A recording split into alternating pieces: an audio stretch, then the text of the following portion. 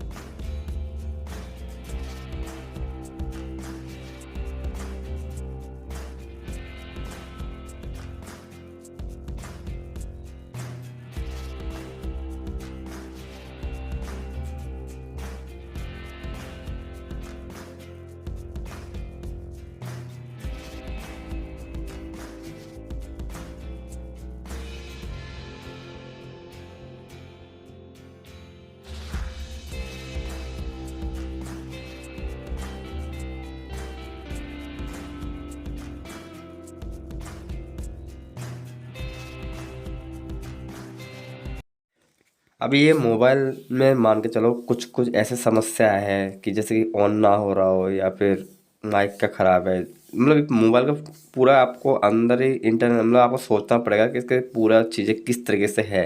जैसे कि पीछे बैक ये है, ये बैक का फ्लैक्स ये करेक्टर ही होगा डेफिनेटली चार्जिंग जैक के पास में।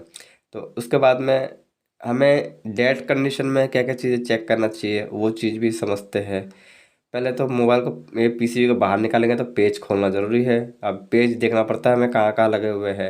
अब जैसे कि देख पा रहे हैं मैं पेज खोल रहा हूँ, ये पेज खोलने के बाद में मदरबोर्ड को बाहर निकालना है। अब जैसे डेट कंडीशन में हमें बेसिक चीज़ें पहले नोटिस करना पड़ता है, पावर स्विच और बैटरी का वोल्टेज और बैटरी का कनेक्टर, ये 3 चीज़ें और चार्जर पिन, ये 4 चीज़ें हमें चेक करना पड़ता है। चार्जिंग पिन की चेक करना पड़ता है क्योंकि देखो अगर आप मान के चलो उसका डिस्प्ले सही होता है या फिर नया आप डिस्प्ले लगा रहे हो तो नया डिस्प्ले लगाने के बाद में चार्जर लगाओगे, मोबाइल ऑन नहीं हो रहा, कस्टमर ने तो कह दिया, लेकिन आप चार्जर लगाओगे और चार्जर लगाते ही मोबाइल ऑन हो जाता है, ये चार्जिंग इंडिकेटर शो करता है। अगर चार्जिंग इंडिकेटर शो कर रहा है तो डेफिनेटली मोबाइल तो ऑन नहीं हो रहा है, प्रॉब्लम ये है। तो जब आप पावर स्विच पे नोटिस करोगे, अगर चार्जिंग इंडिकेटर भी शो नहीं कर रहा है तो आप क्या चीज़ नोटिस करोगे, तो आपको नोटिस करना चाहिए बैटरी में कितना वोल्टेज है।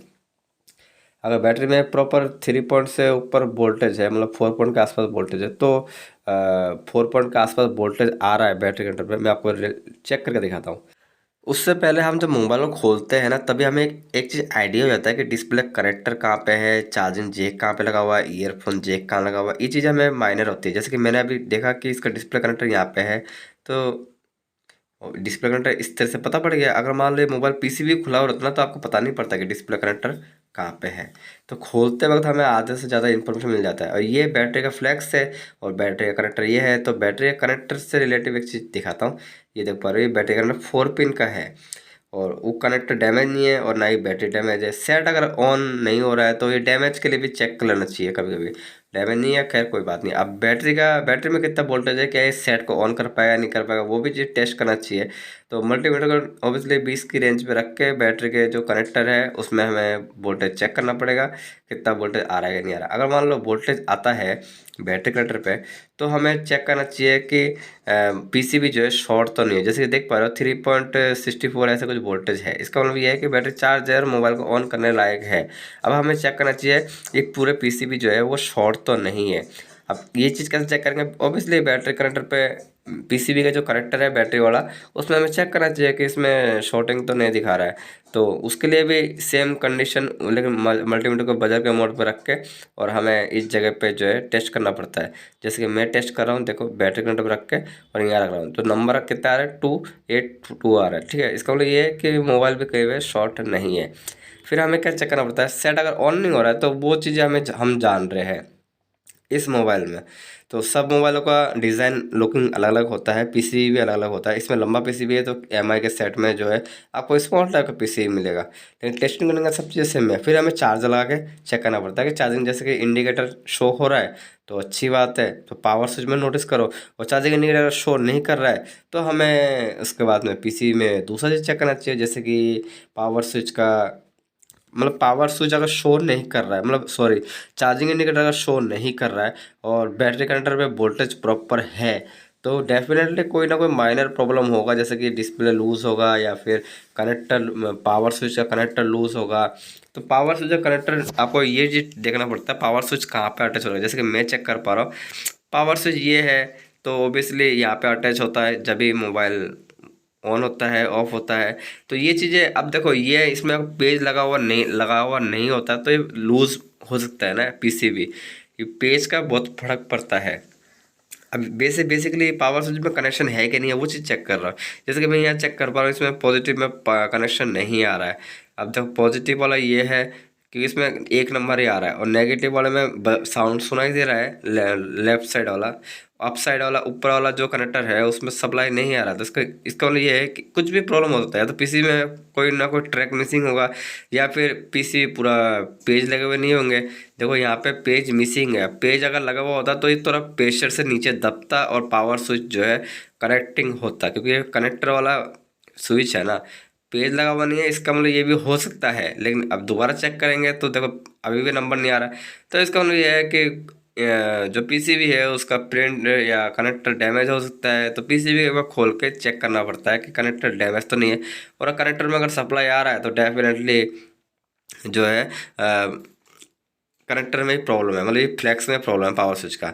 और ऐसा भी केस आता है, ऐसा भी मोबाइल मिलेगा आपको देखने को कि आप मल्टीमीटर को कंफर्म कर लिया, मल्टीमीटर भी सही है आपका, ये पीसीबी का ये ट्रैक भी सही है, फिर भी सप्लाई नहीं आ रहा है और सेट ऑन है।